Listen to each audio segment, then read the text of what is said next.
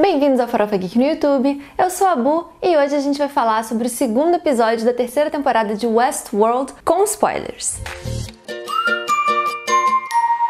Se você acompanha Westworld, a gente está fazendo sempre uma análise de vídeo episódio a episódio. Esse aqui é o segundo, mas a gente já tem o vídeo do primeiro, eu vou deixar linkadinho aqui em cima para vocês. Esse segundo episódio passou uma impressão inicial de que ele estava se passando no mesmo tempo e no mesmo lugar nos dois núcleos diferentes. Só que na verdade a gente descobriu lá para metade do final do episódio que os dois núcleos eles estavam no mesmo lugar, só que um deles era real e o outro virtual. Esse episódio mostrou então pra gente dois núcleos. Um núcleo do Bernard com o Stubbs e o outro da Maeve com o Lee. Honestamente, esse episódio eu acabei não achando tão incrível quanto o primeiro, porque ele foi bastante previsível. Só que eu vou falar disso um pouquinho mais pra frente quando entrar no núcleo da Maeve, porque eu vou começar essa análise falando do núcleo do Bernard. O Bernard, ele começa esse episódio entrando novamente em Westworld. E assim que ele entra, ele tá numa missão muito clara que a gente ainda não sabe muito bem qual é. Só que ele vai até a casa do Ford. E ele tá lá em busca de alguma coisa até que ele encontra o Stubbs. E aí a gente tem um dos momentos previsíveis desse segundo episódio, porque o Stubbs, ele era um anfitrião desde o início. E Stubbs, sendo anfitrião, impressionou um total de 0 pessoas. Afinal de contas, a gente vê ele lá no final da segunda temporada ajudando a Dolores, que está no corpo da Charlotte, a ir embora de Westworld. E ele tem um diálogo com a Charlotte super dúbio, que dá total impressão pra gente de que de fato ele é um anfitrião. Ele fala algo do tipo: eu fui criado pra isso, pra proteger todos desse parque. Você pode chamar de vocação. Então, fui criado, era o meu propósito. Tudo isso realmente passava a noção de que ele era um anfitrião. E a confirmação disso veio agora nesse segundo episódio, em que ele tá lá nesse lugar, nessa sala, com um buraco de bala. E aí a gente percebe que nesse buraco da bala tem um bando de fiozinho e aço. O Bernard salva ele,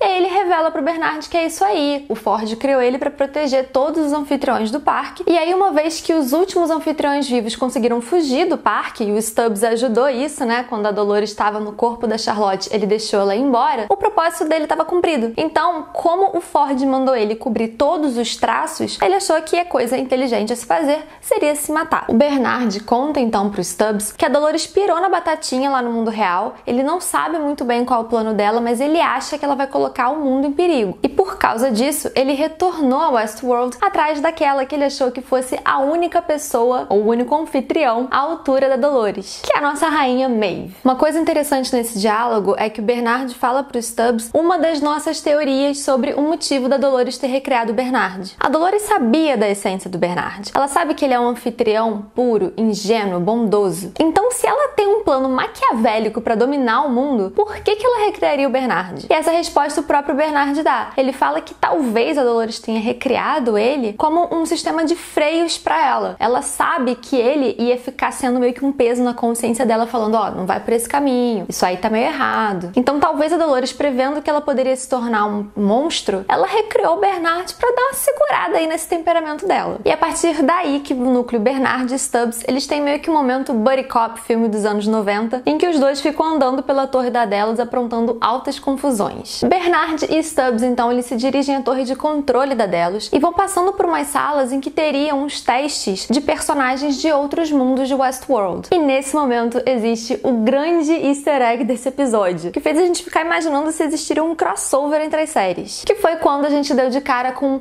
o Medieval World, né? O mundo medieval. E aí aparece ninguém mais, ninguém menos que o Drogon, ou algum dragão que se parece muito com o Drogon, deitadinho ali, bonitinho, e uns técnicos ao seu redor conversando sobre levar alguma coisa pra Costa Rica. E esses dois técnicos que aparecem nessa cena são ninguém mais e ninguém menos que o David Benioff e o D.B. Weiss, que são os showrunners de Game of Thrones. Então, apesar de não ter sido confirmado se isso apontaria pra que de repente Game of Thrones fosse toda uma simulação dentro do mundo medieval de Westworld, isso foi apenas um easter egg muito legal pra quem curte as duas séries. Em outro momento também, dentro da torre de controle, o Bernard ele quer fazer uma pausa porque ele quer aproveitar o sistema integrado da Delos pra fazer meio que uma checagem com ele pra ter certeza de que a Dolores não colocou nada nele, não corrompeu o seu arquivo. Então, quando ele começa o processo de checagem, a gente vai vendo flashbacks muito rápidos sobre o período entre ele ter sido recriado pela Dolores e ter chegado lá nas Filipinas. Só que é tão rápido que a gente não consegue entender muito bem essa ordem. Mas com certeza, ao longo dessa temporada, esse assunto vai ser abordado e a gente vai descobrindo o mistério do que que o Bernard fez enquanto isso. Vamos chegar agora no momento em que a gente percebe que o núcleo da Maeve e do Bernard, eles estão em lugares diferentes. Em determinado momento, o Bernard e o Stubbs, eles estão andando procurando a Maeve e entram naquele lugar em que os corpos dos anfitriões que morreram,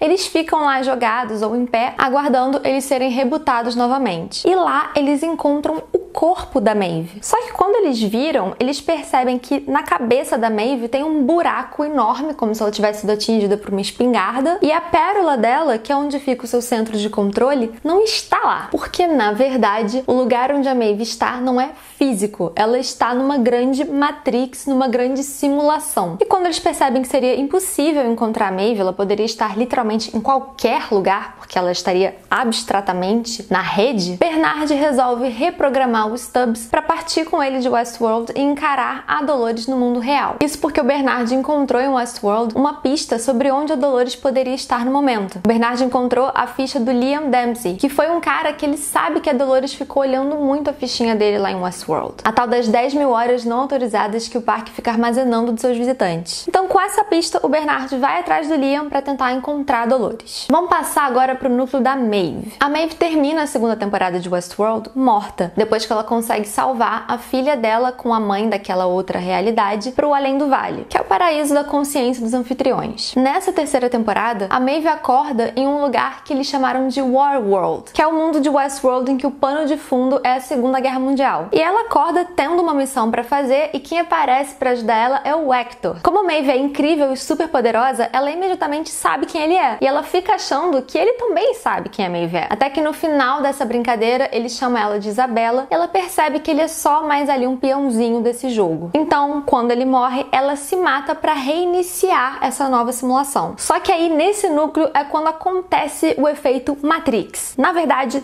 tudo que a gente vê nesse núcleo da Maeve é sempre uma simulação. Mesmo quando ela sai do War World e ela se mata, na verdade, quando ela acorda, ela tá acordando em uma nova simulação. A consciência dela foi armazenada em um chip que tá ali em um servidor fazendo simulações muito loucas pra ela. E a dela está querendo extrair uma informação da Maeve. Eles querem saber pra onde a Maeve recolocou o vale, porque eles acham que foi a Maeve que fez isso, quando na verdade foi a Dolores. Eu achei esse núcleo bem interessante, só que o meu problema com ele é que ele foi muito previsível. Não sei se vocês também tiveram essa impressão, mas assim que a Maeve acorda, ela dá de cara com o Lutz. E ela já meio que segura a mão dele, porque ela o reconhece, e ele olha pra ela estranho e vai embora. Foi uma coisa meio dúbia, né? Não deu pra gente saber se ele reconheceu ela ou não. Só que a prova final pra gente de que a Maeve estava de fato em uma simulação é quando ela encontra o Sylvester. E aí o Sylvester, em vez de só ignorá-la também, ele chama a segurança pra prender ela. Ou seja, realmente ele não a reconhece. E aí a Maeve começa a ficar com a pulguinha atrás da orelha de que não, tem alguma coisa errada nesse mundo. E aí então ela vai tentar se matar de novo pra tentar entender o que tá acontecendo, até que entra o Lee, que é um dos principais roteiristas de Westworld, responsável inclusive pela narrativa da própria Maeve. A gente viu o Lee morrendo lá na segunda temporada, e é justamente isso que a Maeve fala pra ele quando ela vê ele. Ué, mas você morreu. Só que aí ele tenta se justificar, falando: não, as balas quase me mataram, mas eu sobrevivi, tô aqui com a minha muletinha. E aí ele fala pra Maeve que ele colocou ela naquele War World, porque na verdade ele fica muito próximo da Forja, que é uma sala de controle onde tem comandos super importantes da Delos. O Lee então entra na nova simulação com a Maeve e eles vão lá pra Forja. E é nesse momento que a Maeve fica desconfiadíssima. Primeiro a Maeve desconfia porque esse Lee tá com desejos carnais pra cima dela. Essa eu achei uma desconfiança muito infundada, porque eu achava lá na segunda temporada que o Lee meio que arrastava uma asinha pra Maeve. Aí depois o que deixou a Maeve intrigada é que o Lee ficou muito perguntando pra ela: não, onde é que tá o vale? Onde é que você colocou a localização do vale? Ela fala: pô, mas eu não fiz nada. Tudo bem que eu ajudei todo mundo a escapar, mas eu só ajudei. E ele fica: você tem certeza? E aí que a Maeve cai na real e percebe que ele é um anfitrião. Ele não é o verdadeiro Lee. Só que a partir do momento em que ela percebe que o Lee é um anfitrião e ela joga essa informação pra ele, a simulação ela só mantém a sua estabilidade se não há nenhum tipo de imprevisto acontecendo. Se alguma coisa na narrativa muda, os anfitriões eles meio que não sabem o que fazer. E isso sobrecarrega demais o sistema. E é por isso que quando a Maeve acusa de novo novo ele falando, você é um anfitrião, você não é o verdadeiro Lee morreu, o sistema se mostra como ele realmente é. E aí a Maeve enxerga que não é só ele que é um anfitrião. Na verdade, ela está dentro de uma outra simulação. A Westworld se inspirando claramente em obras como Matrix e A Origem. Você tá numa simulação, você acorda e você continua na simulação. E aí, de novo, é nesse momento que a gente percebe que apesar dos dois núcleos, tanto Maeve quanto Bernard, estarem na torre de controle da Delos, um deles, que é a Maeve, tá na torre virtual, tá numa simulação,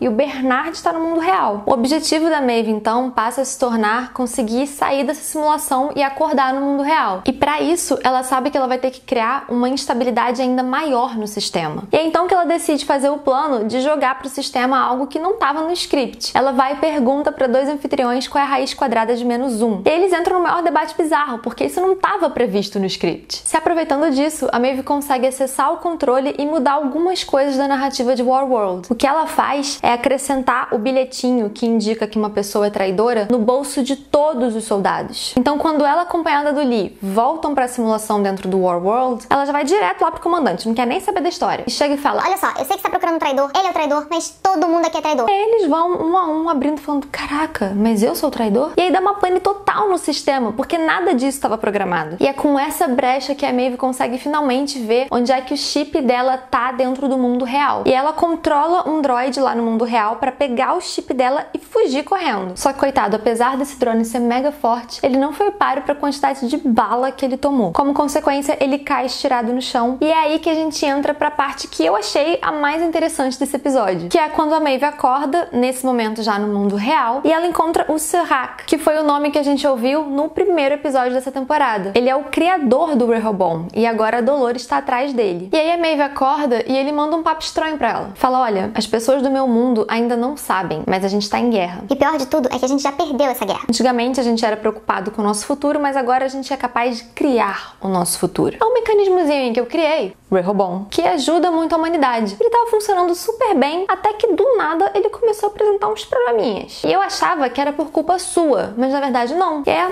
luzinha acende lá na Maeve e ela percebe que na verdade quem tá causando toda essa instabilidade é a Dolores. Só que a Maeve não tá nem aí pros humanos, ela é uma anfitriã. E quando ela resolve falar de uma forma muito calorosa, apunhalando o Serac, que ela não vai participar do plano dele, o Serac congela tudo, pega a faquinha e fala: você ainda vai ser convencida. Ou seja, o que a gente tira desse final? O Serac quer que a Maeve mate a Dolores. O Bernard, ele quer que a Maeve controle a Dolores. E a Dolores? O que quer Dolores? Nossa teoria, e a gente inclusive vai fazer um vídeo sobre isso, é que a Dolores vai se tornar a Daenerys de Westworld. Assim como a Daenerys, ela tinha ótimas intenções, liberou o seu povo, virou a missa dos escravos e acabou mandando malzão no final, a gente acha que o poder vai meio que subir a cabeça da Dolores, ela tentando libertar o povo dela dos anfitriões, vai fazer um genocídio contra os humanos e vai se dar mal assim como a Daenerys deu. É engraçado que essa é uma teoria que a gente tem há mó tempão, a gente tem post sobre isso já no Farofa Geek, vou deixar linkadinho aqui pra vocês acessarem, mas esse crossover desse episódio com Game of Thrones só fez a gente pensar mais ainda que será que a gente tá certo? Uma outra coisa interessante sobre essa dicotomia entre as duas é que enquanto a Dolores lá no primeiro episódio apareceu sempre usando roupas pretas, a Maeve, quando veio pro mundo real, ela tava vestida de branco, uma coisa meio Madonna no clipe de Die Another Day. Isso é uma outra sutileza pra gente pra indicar que sim, vai haver uma guerra entre Maeve e Dolores e que provavelmente a Dolores tá do lado do mal. E olha, apesar da Maeve inicialmente ter falado que não tá afim de briga porque essa guerra não é dela, eu acho que ela vai mudar de ideia sim, porque ela é uma pessoa muito correta, anfitriã. Ela tende a ser justa. Então, a partir do momento que ela perceber que a Dolores tá passando dos limites, mesmo que essa guerra não seja dela, ela pode intervir até mesmo pra preservar o que restou dos anfitriões. E essa foi a nossa análise do segundo episódio da terceira temporada de Westworld. E fica de olho aqui no canal, porque além de fazer vídeos sobre os outros episódios, a gente também vai soltar outros vídeos teorizando sobre Westworld. Tipo esse que eu já dei um spoiler aqui que vai ter de Daenerys e Dolores. E o que você achou desse episódio? Você também achou previsível? Deixa pra gente aqui nos comentários. E se você gostou desse vídeo, não esquece de se inscrever no canal, deixar o seu like e acessar o Farofa Geek para outros conteúdos muito bacanas do universo pop. Um beijo e até a próxima!